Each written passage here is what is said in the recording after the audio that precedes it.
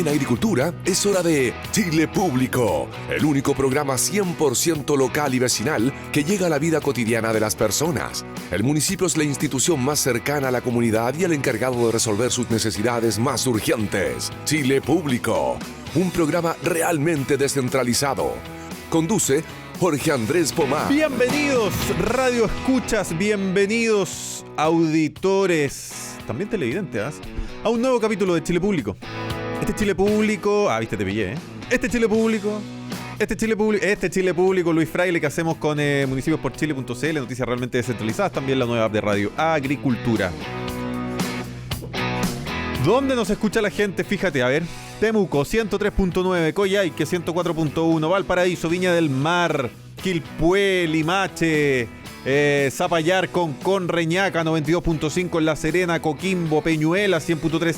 Aquí en Santiago de Chile, en la comuna de Providencia, donde está ubicada la radio Agricultura, en Providencia 1208, piso 6, somos 92.1. El día de hoy ya está listo y dispuesto en los estudios de Radio Agricultura Fernando Fernández, director de la Asociación de Empresas Chilenas de Tecnología, también conocida como Chiletec. Fernando, bienvenido a Chile Público y a Radio Agricultura. Hola, ¿cómo estás? Muchas gracias por invitarnos. Fernando, queremos conversar acerca de la nueva ley, de hecho se aprobó hace pocos días, de la Ley de Protección de Datos Personales. Uh-huh. Primera pregunta, ¿qué tengo que entender por datos personales? Porque, mira, te pongo un ejemplo. Una cuestión así cotidiana. Voy a echar benzina, me piden el RUT. Voy donde el conserje a entrar a cualquier edificio de Chile, me piden el RUT. Voy a, en algunos edificios incluso me piden el carnet de identidad entero. Uh-huh. Pasarlo por una máquina, probablemente la cuestión lo escanea, queda guardado entero. Quedan datos sensibles porque hay algunos trámites que uno puede hacer con el número de serie, por ejemplo, del carnet de identidad. Voy al supermercado, me compro un chocolate RUT. De repente me ha pasado que es algo tan breve como por ejemplo un chocolate, solo un chocolate, no es la compra al mes, un chocolate. No pongo el RUT y el chocolate, la cajera me dice, no, vale 6 lucas. Y le digo, pero ¿cómo 6 lucas si dice lucas? Sí, pero la oferta aplica si usted da su RUT y es parte de la membresía del supermercado. Entonces, bueno, ya, le dicto el RUT para que el chocolate me cueste lucas. Entonces, hay tantos datos de uno circulando. Pongo Google, uno se autogooglea, encuentra una cantidad de cosas. ¿Qué tan personal? ¿O qué datos ya a esta altura es personal? Perfecto. Mira, es una muy buena pregunta porque la verdad que tendemos a pensar de que los datos personales son ciertas cosas, como por ejemplo el RUT, ¿no? Pero no mucho más que eso, quizá el nombre, domicilio. Pero la verdad es que un dato personal es cualquier información relacionada con una persona natural identificada o identificable. Y cuando digo cualquiera, obviamente que estamos hablando de tu nombre, obviamente que estamos hablando de tu RUT, pero también estoy hablando de tu domicilio, estoy hablando de tu nacionalidad, estoy hablando también de tu correo electrónico, de tu teléfono celular, pero después ya empieza también a complejizarse. También tus hábitos de consumo es un dato personal tuyo. Tu estado de salud es un dato personal. Tus preferencias sexuales, tus convicciones políticas, tus convicciones filosóficas. Todo eso constituye un dato personal. Entonces lo que viene a hacer esta ley, que dicho sea paso, no es que tengamos una nueva ley, lo que pasa es que aquí hay una modificación muy importante, una ley ya existente, va a venir a establecer una serie de salvaguardias institucionales que van a ser muy importantes para que quienes traten estos datos, que son los responsables de esos datos, del tratamiento, lo hagan de una forma adecuada, ¿ya? A través de ciertos principios y ciertas disposiciones que establece la ley. A ver, para ir entendiendo entonces, los datos personales literalmente es todo, desde que puede ser el nombre hasta cuestiones ya más íntimas, como decías tú, no sé, preferencias sexuales, estado de salud y otros, o lo que compré la semana pasada, si estoy endeudado, imagino también en algo. Entonces los datos personales son todos. Entendiendo que los datos personales son todos, hay unos más sensibles que otros. ¿Esta ley como que viene un poco a regular aquello? Sí, absolutamente. De hecho, la ley, y hoy día, antes de incluso sacar esta, ya hay una regulación específica en donde aparte se establece un estatuto especial para lo que se denominan los, comillas, datos sensibles. Y eso precisamente tiene relación con el tema de tus características físicas o morales o que dicen relación con tu intimidad. Por ejemplo, el tema de tus preferencias sexuales, preferencias políticas, son cosas que son consideradas como parte de tus datos sensibles. Y desde esa perspectiva, también la ley va a regular, y hoy día también lo regula, pero ahora con un poco más de énfasis, qué es lo que tú puedes hacer y qué es lo que no puedes hacer con los datos sensibles de una persona y un dato común y corriente también.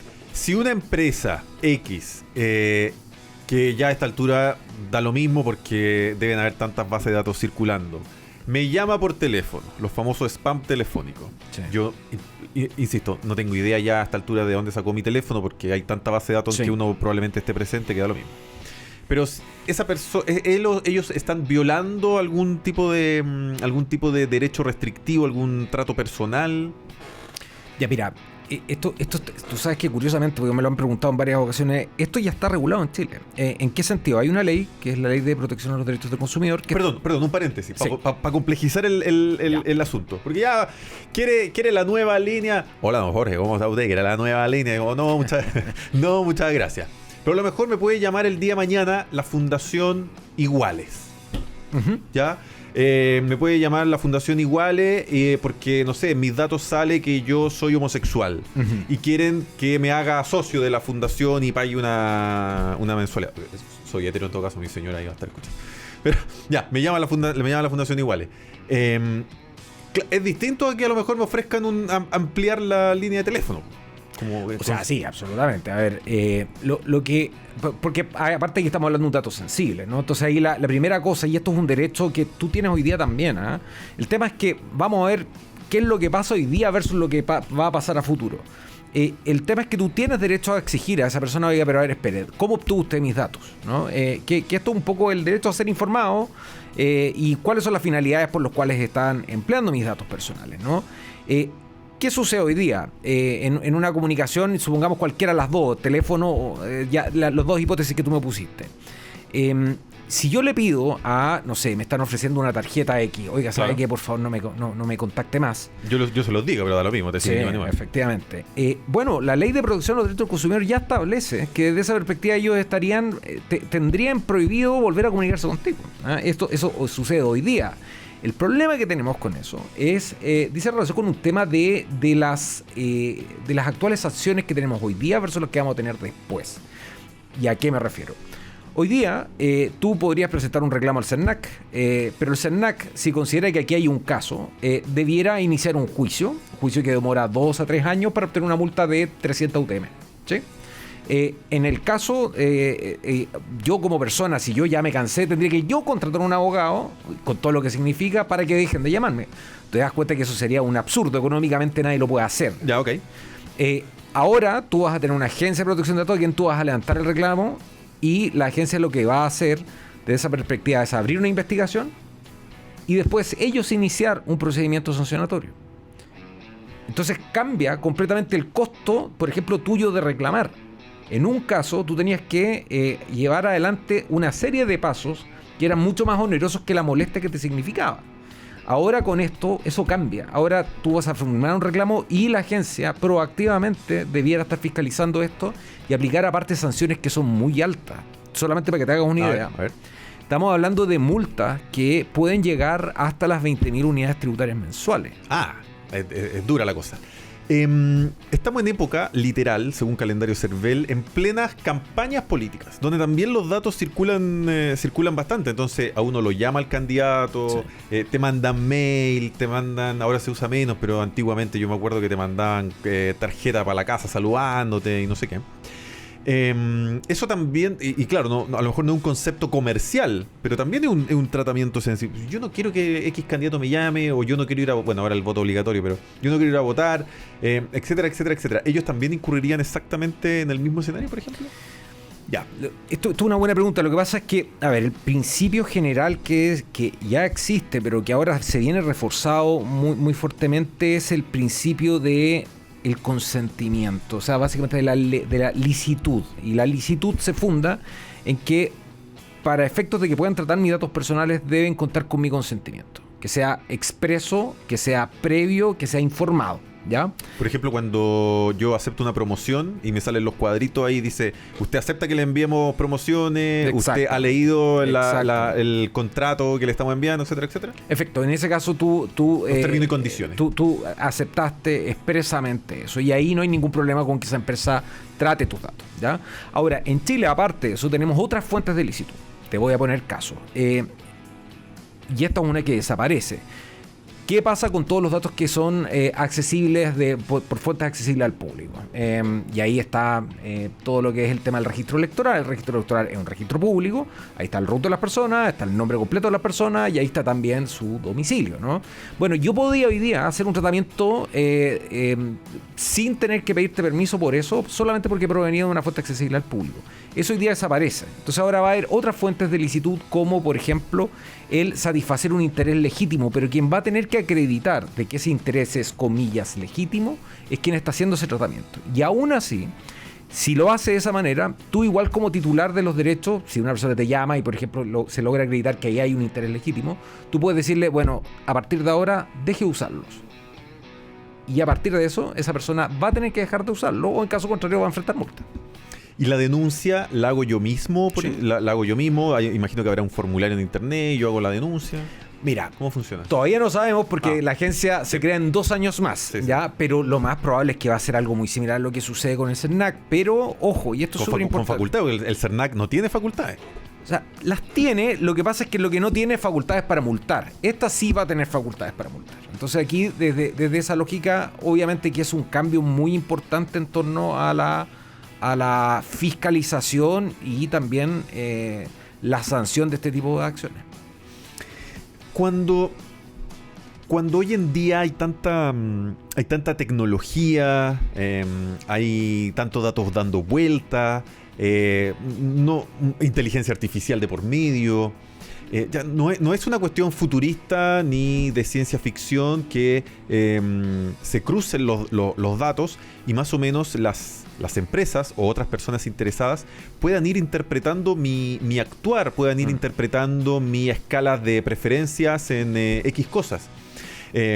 A través de esas mismas huellas que, ¿no es cierto?, que yo voy dejando en el camino.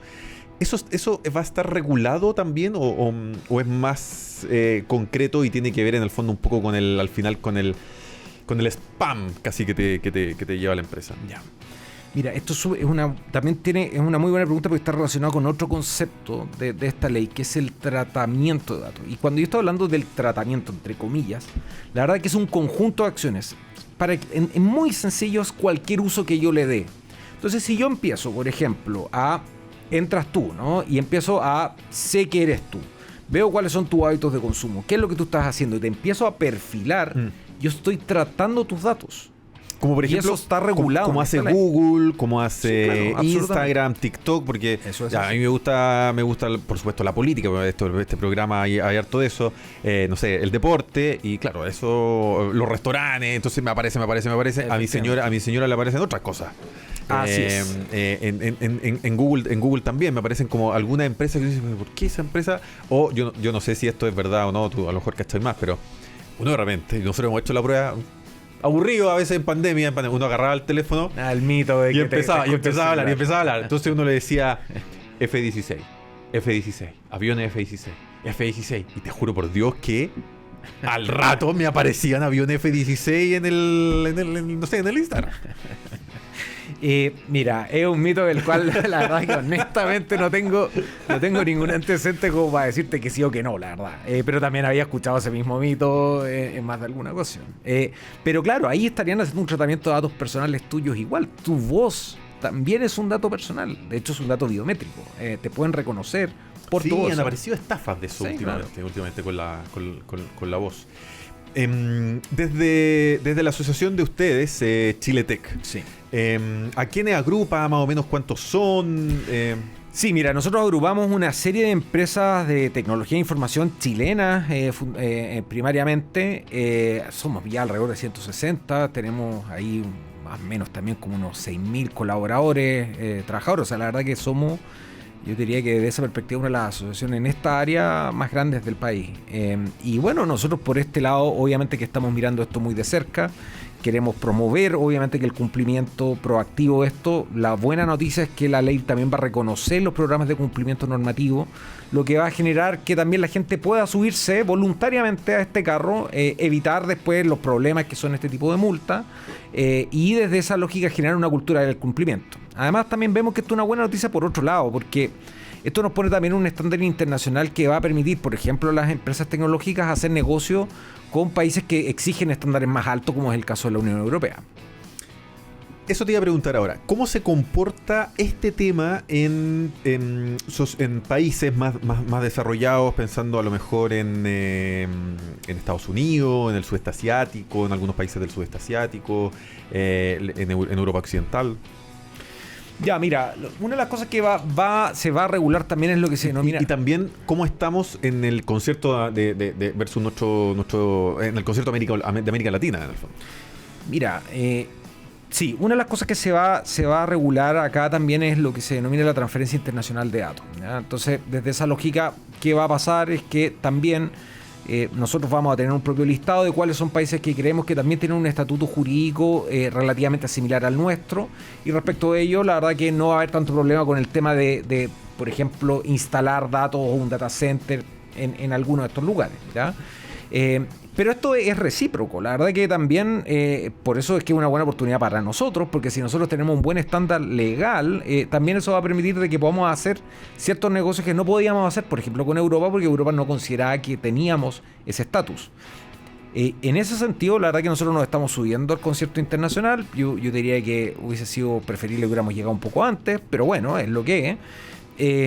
Y porque sí, en América Latina hay países que ya están arriba, ¿eh? Tienes el caso de Brasil, tienes el caso de Argentina, tienes el caso de Colombia. O sea, desde esa lógica estamos poniéndonos como al mismo nivel, ¿eh? Y yo creo que sí es una buena noticia desde esa perspectiva. Ahí hay muchas oportunidades.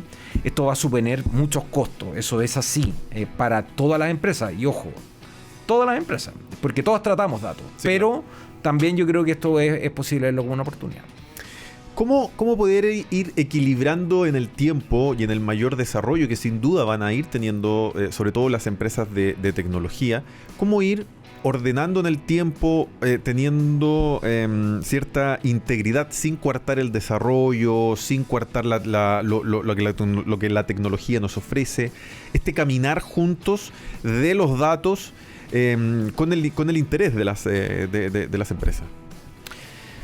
Mira, es una muy buena pregunta. Hemos hecho puras buenas preguntas para Sí. No, porque aparte tú estás apuntando a un tema que hoy día, por ejemplo, en Europa existe esta discusión.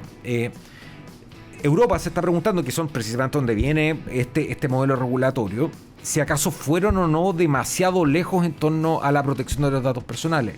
¿Por qué? Porque si uno termina inhibiendo ciertas cosas de desarrollo, de trabajo. O sea, Europa no tiene una empresa como Google, no tiene una empresa como Meta, no tiene una empresa como Apple, no tiene una empresa... Entonces, y desde esa perspectiva se están haciendo la pregunta de, bueno, a ver, está bien, porque es correcto velar por la tutela y protección de los derechos fundamentales de las personas, de acuerdo, pero también hay que preguntarse siempre, las regulaciones imponen ciertos costos, y ellos en este instante se están haciendo la pregunta. Yo diría que hoy día, y esta sería el llamado, ojalá que cuando la agencia entre ya en funciones, obviamente que lo aplique también con un buen criterio, o sea, que también sepa y tenga mucha claridad de que tiene que también aplicar las cosas con mesura. Y bueno, tenemos que ir vigilando cuáles van a ser los efectos económicos de esto.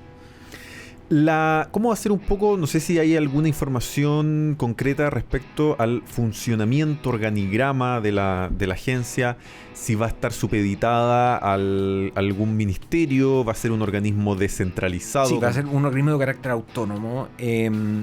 No, y desde esa perspectiva... Imagino que el director será a lo mejor un ADP. Exactamente. Regulado por algún consejo que venga de los ministerios. Bueno, y esa autonomía, la verdad que le va... Porque va a ser una agencia que va a incomodar mucho.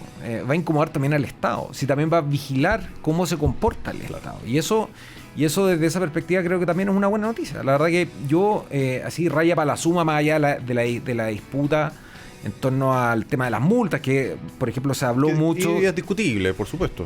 Sí, o sea, claro, se está hablando, imagínate que en caso de reincidencia puede llegar a ser hasta el 4% de los ingresos anuales de venta. O sea, si era una reincidencia. Pero claro, un reincidente también es una persona que se está portando mal hace rato, ¿no? Yo te diría que raya para la suma, yo creo que hay más cosas positivas que negativas. Lo que sí el llamado para todas las empresas que estamos acá es que subámonos al carro. Subámonos al carro en el sentido de seamos proactivos en implementar programas de cumplimiento, porque con eso la verdad que no vamos a tener problemas. Y eso aparte creo que es bueno porque también las relaciones que tú tienes con tus clientes se fundan en la confianza. Y esto es una forma también de honrar esa confianza. ¿Por qué crees tú que fue tan rápido, por ejemplo? Bueno, rápido entre comillas. ¿Por qué crees, más que rápido, por qué crees que fue, entre comillas, más fácil, o más bien antes, haber sacado esta ley, haber creado la agencia, darle facultades de, entre comillas, facultades sancionatorias, multas, y en algo tan sensible que ya tenemos tan interiorizado, porque esto del tratamiento de datos todavía tiene que caminar, y en algo que tenemos tan interiorizado como el CERNAC, cuesta tanto como se ha dicho muchas veces, esto como de darle dientes, darle uñas? Mira, yo tengo una observación en torno al CERNAC. Yo creo que es una entidad que tiene muchas potestades, ¿eh? Lo que pasa es que uno piensa que es solamente por el tema de las multas, pero el caso es que tiene, por ejemplo, la posibilidad de llevar adelante lo que se llaman los procedimientos voluntarios colectivos. Eso hace de que el CERNAC literalmente negocie con las grandes empresas y se obtengan compensaciones realmente muy importantes. Es una herramienta que, por ejemplo, es muy poco conocida y de la cual he visto, no sé, el último tiempo que, por ejemplo, no se ha usado tanto, ¿no? Pero también el tema de los juicios colectivos. Hay que tener ojo, yo diría que hay que mirar muy bien lo que hace el CERNAC, porque yo diría que tiene muchas potestades, más de las que uno cree. Ahora, donde yo creo que podríamos pensar en quizás mejorar esto es quizás teniendo procedimientos más expeditos. Pero en general no es malo que exista un órgano imparcial que decida en torno a este tipo de disputas, ¿eh? Yo la verdad que desde esa perspectiva creo que hay una visión respecto al Servicio Nacional del Consumidor de que tiene poca facultad, y la verdad que yo creo que eso no es tan así, ¿eh? Lo que sí yo creo que ahí hay es cómo comunicarlo mejor. Pero más allá de que yo tengo la impresión de que por lo menos las últimas administraciones en el tema del CERNAC han hecho bien su pega. Fernando, y más allá de la ley de la agencia, de la nueva ley de la agencia, ¿cuál crees tú que es hoy día el gran desafío de las empresas chilenas de tecnología? Uy, es una buena pregunta también. A ver, hay varios temas que estamos discutiendo, estamos viendo hoy día. La primera, yo diría que el desafío del capital humano. Nosotros tenemos un gap de capital humano. Necesitamos, desde esa perspectiva, formar más personas que podamos, a través de eso, salir a generar más tecnología. Yo creo que eso es un tema que es bien importante. Otro tema que yo te diría que también es bien relevante y hoy día, que también es un tema regulatorio que se nos viene, es toda la discusión en torno a la ley de inteligencia artificial. De nuevo, por ejemplo, hoy día ya se presentó en el Congreso Nacional un proyecto y la verdad es que nosotros como industria somos de la idea de que todavía no regulemos esto. ¿Por qué no?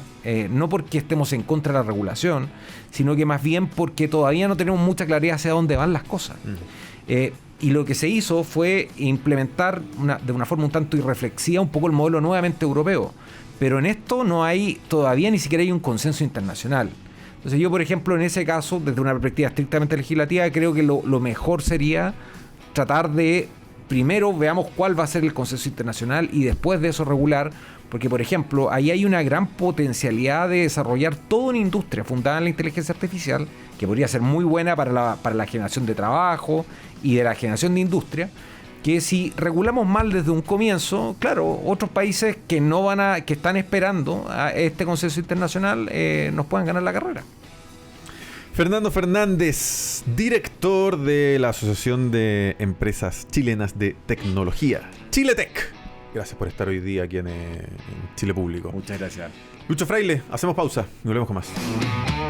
En Agricultura fue Chile Público, un programa realmente descentralizado. Conducción, Jorge Andrés Pomar.